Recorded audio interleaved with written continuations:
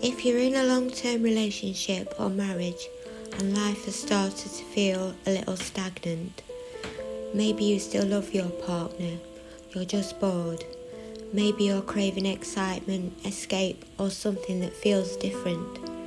Maybe part of you is wondering if the grass is greener or if an office flirtation might bring relief, validation, or a sense of being alive again.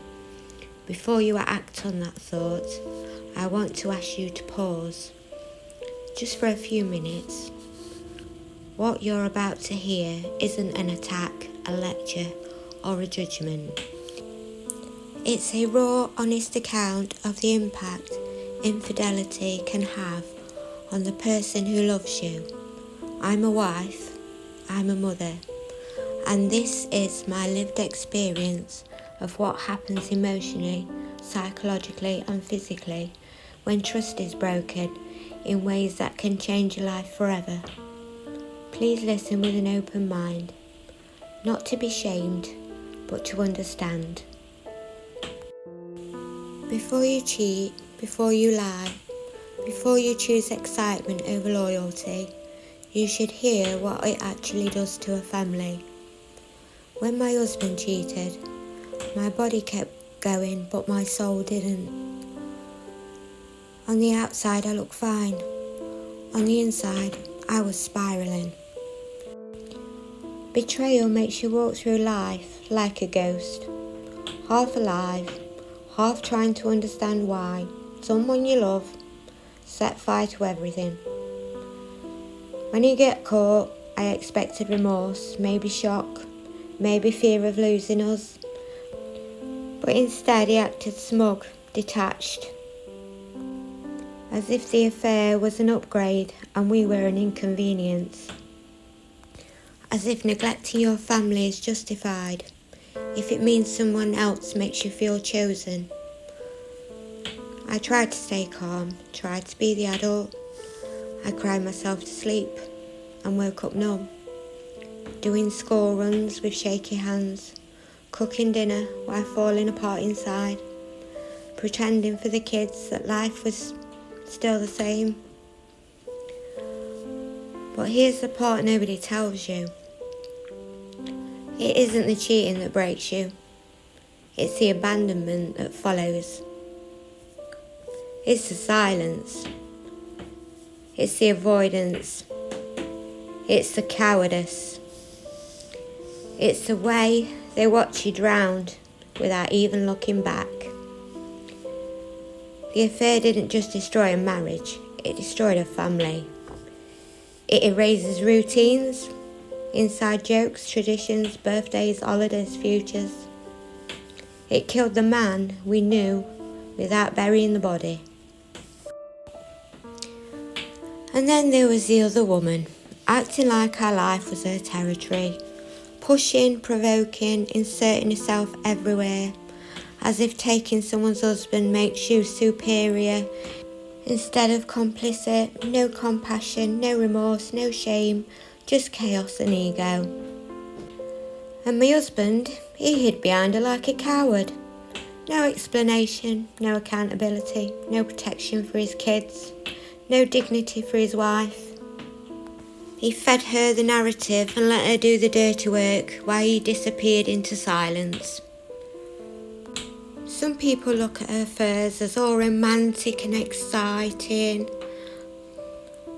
because they only look at the start, the thrill, the secrecy, the adrenaline rush, the ego boost. They don't look at the aftermath. They don't look at the children asking why daddy doesn't come home or why daddy doesn't come to sports day anymore. They don't look at the mother trying to stay alive for her kids while grieving a family that still exists on paper but not in reality. Cheating doesn't end when the affair begins. It ends years later, when you're explaining to your children why their father missed their birthday. It ends in courtrooms. It ends in therapy. It ends in silence and resentment, and kids learning that abandonment looks like before they've even learned maths. All I needed was one honest conversation, one moment of clarity for the children, one reassurance that they would still be loved, that they would still be supported and that they would still be chosen. But instead we got ghosted, like we never existed. No apology, no closure, no financial support, no check-ins, nothing. So we grieved. We grieved for the father who disappeared. We grieved for the man who once held them in his shoulders and promised them he would never leave.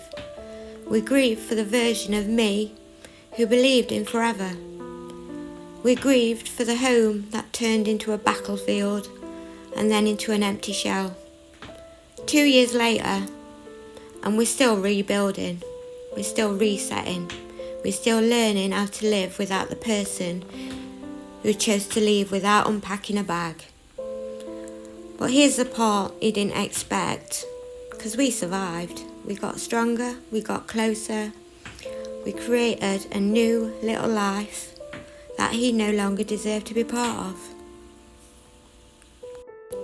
You know why? Because love didn't fail us. A person did. Loyalty didn't fail us. Ego did. Family didn't fail us. Selfishness did.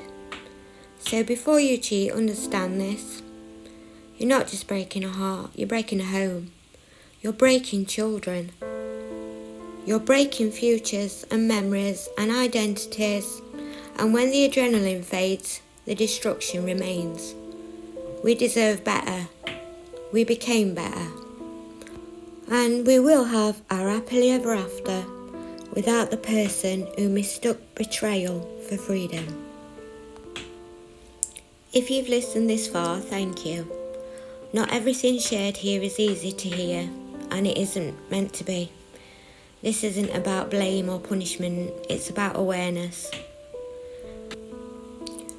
Choices made in moments of boredom, disconnection or escape. Don't stay contained to those moments. They ripple towards and into the hearts of families, bodies and lives. If something in this stirred discomfort, pause before you push it away. That discomfort may be an invitation, not to act impulsively, but to look honestly at what's missing, what's hurting and what needs attention. You don't have to have all the answers right now, but you do have to have the power to choose presence over avoidance and honesty over secrecy. Thank you for listening. And if this helped you pause, reflect or reconsider, then this conversation has already mattered. Please like and subscribe if you gained anything from this.